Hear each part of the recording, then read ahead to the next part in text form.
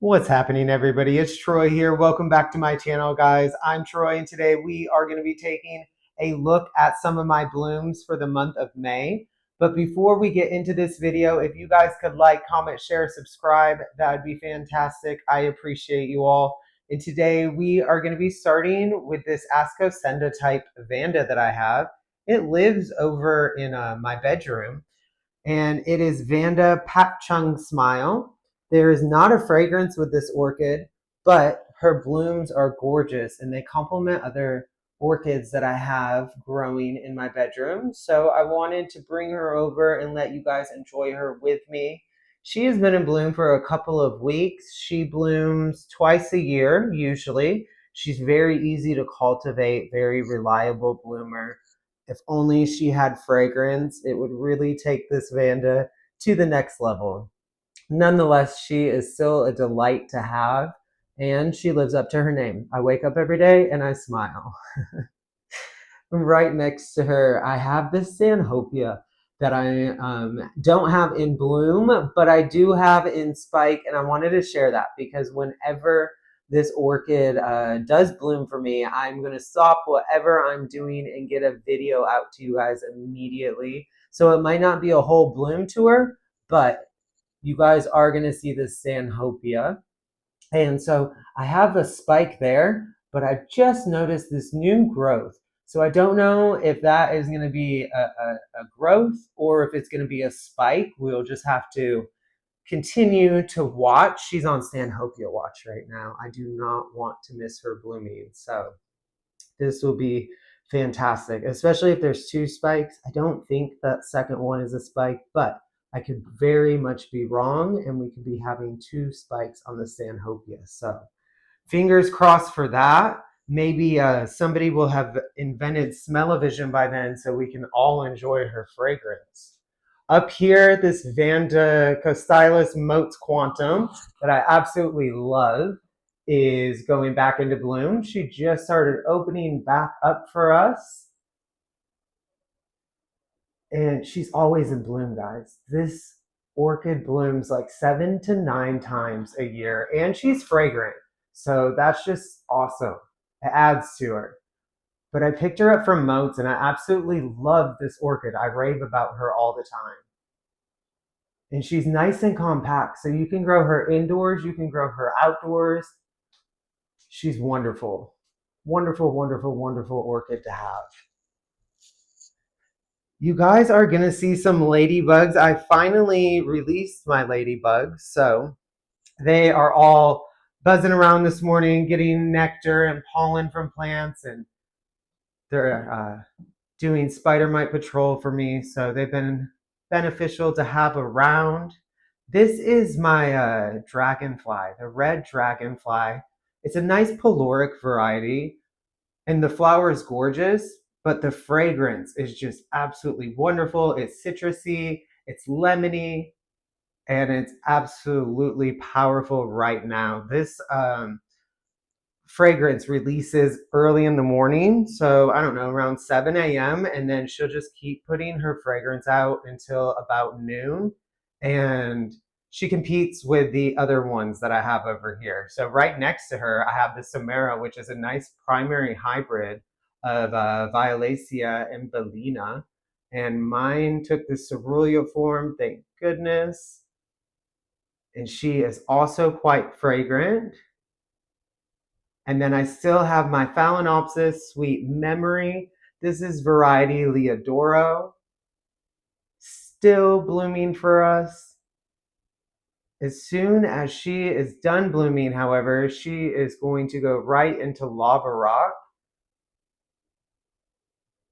And then Feng Mei Sweet doesn't have fragrance, but guys, she is so reliable. She's got cute little adorable blooms, and her other one dropped, but I noticed she's putting a new bud on the tip of her spike. So maybe we'll get another bloom out of her before the end of the season. And then the Vio Vio Cat Face, also a nice peloric. Ended up having a wonderful fragrance. So when the bloom first opened, it was awful. And I was like, oh, I don't know why people are raving about this fragrance. and now it smells delicious. It's citrusy, and it has this sweet undertone, almost as if like a grape soda was mixed in with like a citrus bloom. At least to me, that's what I depict from the fragrance that she puts out. So you would just have to buy her for yourself and see what you think of the fragrance. And then down here, one of my antelope types. This is a primary hybrid. So this is a Dendrobium mini. She does not have a fragrance, and if she does, it is being totally overpowered by the Antonetum. Antonetum has a unique fragrance. It's a lemongrassy fragrance, but is very strong, especially early on in the day. Cute little blooms there. This is the Antonetum. She never puts out one big show for me, but it seems like when one spike goes, another one comes out. Gorgeous blooms, unique fragrance. And then down here, I still have this wonderful epidendrum in bloom, and her new growth is producing a spike. So before you know it, there'll be two big, beautiful balls of red clusters of blooms. And then my Quinto Farm hybrid. This is Hawaiian Magic, I believe, off the top of my head. She's already bloomed this year. She is doing 2 spikes right now. She also has a third spike back there, but it hasn't progressed any. So I think we're just going to get 2 spikes on this show. Can't wait for her to open. And then the blue seas, Dendrobium blue seas. That is a spike. I was wondering if she was going to put a keiki out because I repotted her into lava rock last fall. But no, she's going to bloom for us. So I'm pretty excited to see that without making anybody seasick. I have this Oncidium. This is the Bobcat Golden Red Star. She had already bloomed 2 spikes, and then as I was cutting the spike, I noticed a couple of buds forming, so I just cut the spike halfway, and she produced blooms for us. My Brassidium is putting a spike out. I don't believe I have anybody in bloom over here. I do have a spike coming on Arangus fatuosa. You can't see. She's back here, and the spike is up underneath. We can't see. We tried. And I have some sheaths up here on the top Cattleya shelf, but nobody is blooming. And over here, same thing on the top shelf. I have some sheaths, but nobody's blooming. But if we go right down below, this Delosa is making her way out. So I'm happy I did that impromptu Mother's Day walkabout, because if I hadn't, we wouldn't have gotten to really enjoy fresh blooms. Her fragrance is delicious. It's a jasmine-y type fragrance, absolutely wonderful. And then this is the Elsie Love Knot, and it is fragrant. So I put her outside in the sun, got nowheres with her. But then I was watering, and my water was cooler than normal. And when I flushed the water through her pot, that cool water hit her roots and she released a fragrance. So I guess that's what it took to get her fragrance going, is now I smell it pretty regularly.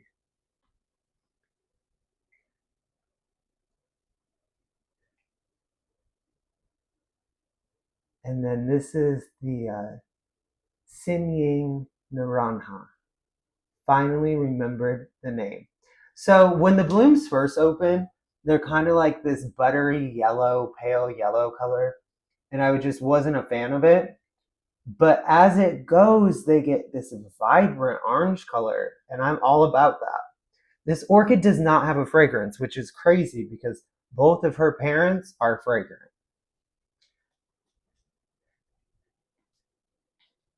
And then we are just now opening up. This is a Denfal, and this is New Barana. So her blooms will actually start getting this nice creamy white color. And then the lip will get a little bit darker on the lavender after she's been open for a few days. And there looks to be 3 spikes, but she could put out more. She did that last year. She started with just a couple, and then I think we had 4 or 5 spikes by the end of it. And then this is, ooh, what is it off the top of my head? Aridang Green, I think. I'll put the name on the screen. But she is not opened yet. She is a nice green Denfal with a lavender kiss on her lip. This Brassavola hybrid that you guys got to see the last time, she's making her way out. I'll probably just go ahead and cut her bloom off. Rustic Spots, she is still open, and she goes to this nice goldeny yellowy type color as her blooms fade out. I like when she first opened, it always looks like something an artist would create to take to a gallery. At least that's what I think. And then my key lime stars. Oh, surprise, ladybug. Just started opening, and I'm leaving the plant facing that direction so that way all of my new blooms will open the same way and I can have a nice, beautiful presentation for you guys. This is not my bloom. This is Waldor's bloom. This is Cattleya Hawaiian Snowflake. She smells like every other white Cattleya I've ever smelled. Delicious. Absolutely love having this orchid in my collection. This is Cattleya Earl by, oh, I just had it. Ruth G. Ruth G by Cattleya Earl. That's what the cross is. Both strong, beautiful white parents. I love how she has that little bit of the yellow right there on her lip.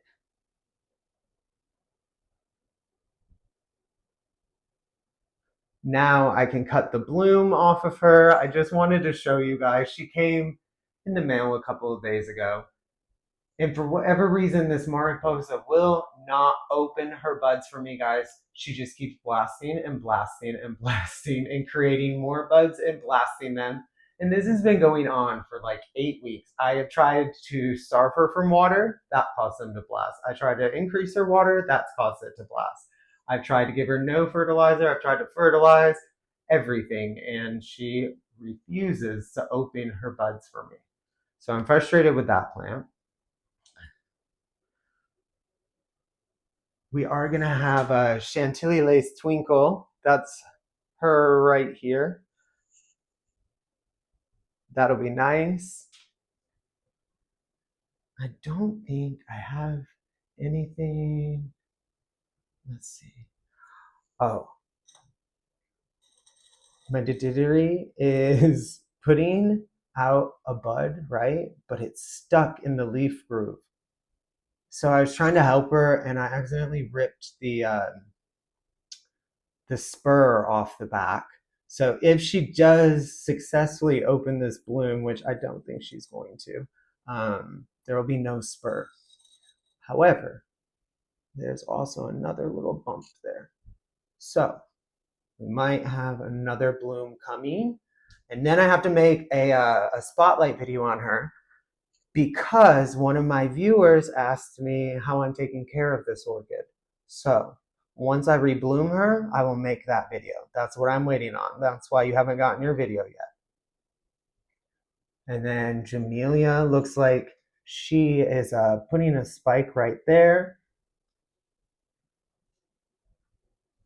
and Encyclia rioclarense. This is her first bloom, guys. And she was one of those bag babies that had been sitting on the shelf for a minute, so I didn't even know if she was going to make it. But what I've learned is encyclias are tough as nails. They're very easy to cultivate. She has a delicious fragrance. Her blooms are beautiful, very easy. Once you get her out of rescue mode, very, very easy. And that's what I have going on up here in the orchid room. But if you guys hang on a second, I'll take you downstairs and we can go through the cooler grow space. All right, guys, so we're back. We came down to my cooler grow space. I put Silogeny Janine Banks up. I put another bar up, and so now she can hang there, and she is in a leca and self-watering setup. One of my viewers said that they ordered the same exact orchid the same way from the same vendor and lost theirs. So that made me do an investigation into the pot, and I'm so happy they said that to me because I took her out of that bark immediately and put her into leca and self-watering, because if I have to root this orchid, I need her to be in a media that I know I can get roots quickly out of. So just a little side note, that's what's going on with Janine Banks. Over here, we have Arthur Cobbledick. This is the variety Springtime. Finally grew into her fragrance. Very delicious, very citrusy. I kicked my grammatophyllum outside, so you can see her in the background. She needed more light, and I think she's happier outside. So once my temperatures stabilize above 60 for the summer, she can just stay out there for the rest of the summer. And her spider mite problem is gone. So these beneficial mites have really, really helped. And then I also put insect frass on all of my pots. I top dressed with insect frass, and of course that helps to repel pests we do not want, which I will go into a discussion, a much lengthier discussion one day about that. And then over here, more Miltoniopsis in bloom. This is Princess Diana, Red Baron. She had another spike, but it had already opened and bloomed out by the time these two spikes opened. So it would have been a bigger, fuller show, but that's fine. She's gorgeous nonetheless. Dendrobium up here is still blooming, but I finally got her repotted. I didn't see any new spikes coming, so I took that as my sign to take the opportunity and repot her. She has held on to the blooms that she had, and they still smell fragrant.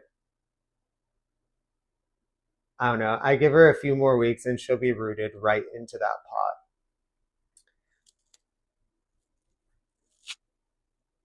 She is officially in lava rock and out of moss. This used to be my setup, guys. See? That's so ugly to look at compared to that, in my personal opinion. My Forbesii, guys, tricked me. She developed that spike, if you guys remember, right here, and never produced a bloom, just produced the spike. So I cut the spike so then that way she could focus on making me new roots so I can get her out of that pot. My Phalaenopsis soft cloud is still blooming. She started blooming earlier this year. 2 sprays of blooms.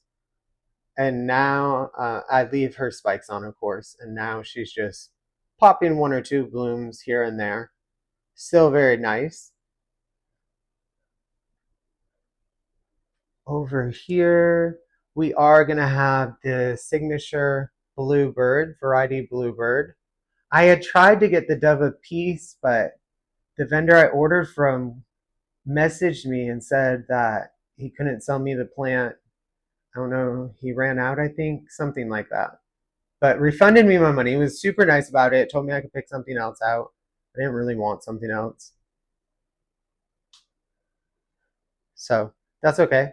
I'll just keep looking for it. So what it is that I'm looking for is the Zygonesia signotia, but it's Dove of Peace, which is the alba form.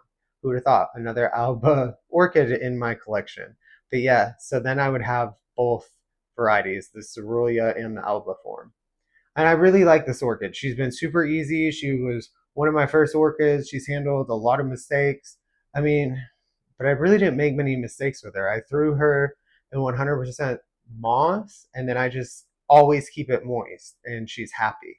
So eventually, she's going to go into leca and self watering, and I think she'll do wonderful in that setup. Also, down here, I have another Miltoniopsis type. This is the Onolicious.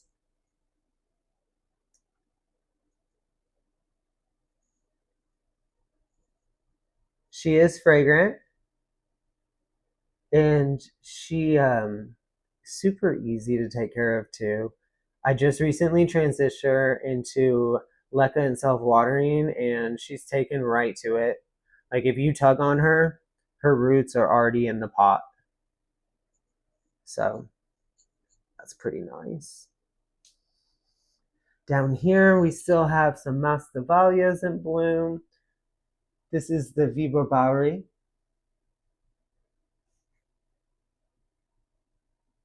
And then behind it is Ilea Lynn.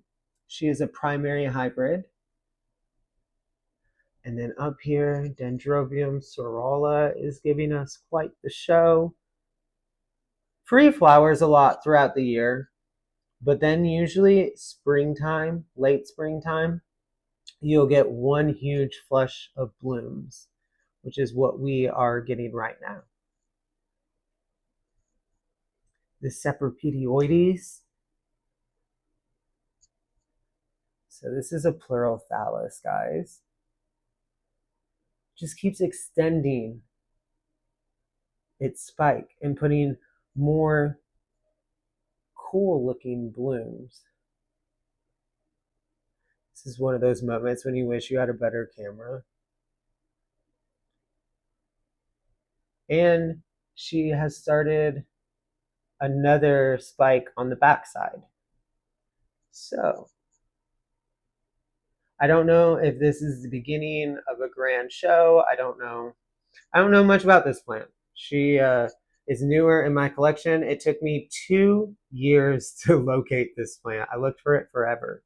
And I was getting ready to import it from Ecuador, the Ecuador branch. And then I saw this online and I was like, it's now or never. Very, very, very pleased that I am able to have this in my collection. I think it's a neat little plant. It's very unique. And not many people have it in their collection. So I'm happy to be able to share it. What do I have going on behind me? A couple of files. So this is the Brother Sweet Sugar, My Catherine. I recently did a short on. Not fragrant. It's a miniature Phalaenopsis. My Sogo Yellowtris I put into a lava rock. I don't know if you can see it. No. There's a spike coming. I was going to see if I could show you guys, but you won't be able to see it. Anyway, I think she went into lava rock maybe a month ago. And normally she just does the blooming in the spring. So she must really like lava rock to shoot out another spike. Or maybe she's stressed. I didn't think about that. She could be stressed from being repotting her. Regardless, there's a spike coming. So we're going to see blooms on her soon. This is my bronze Buddha. Still doing my soaking on her twice a week.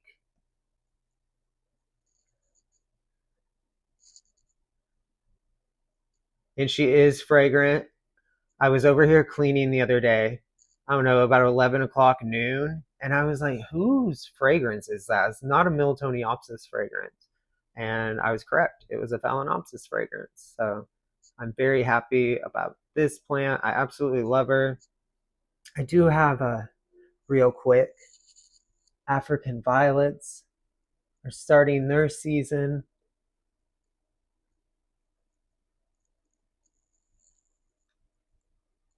And some people like to see them, some people don't.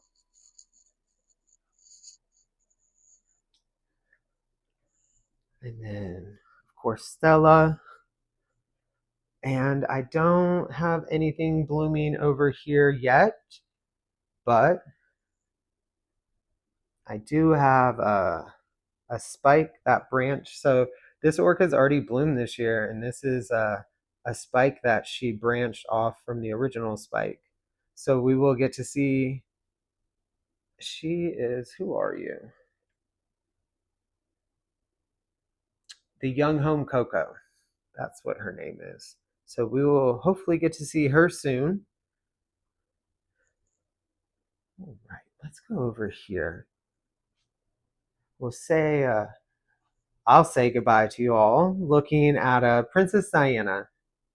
She's beautiful and she smells wonderful. Her fragrance will fill up a room. So I thank you guys for hanging out with me today. And I hope you guys enjoyed the blooms. And I hope that you guys stick with me, like, comment, share, subscribe, hit the notification bell so the next time I post about my collection, you guys can carry on with the bloom and spike tour with me. Hopefully I will have my Stanhopea genesiana blooming for you guys soon. And with that, guys, thank you so much. I appreciate you guys. Take care, and you all have yourself a great weekend.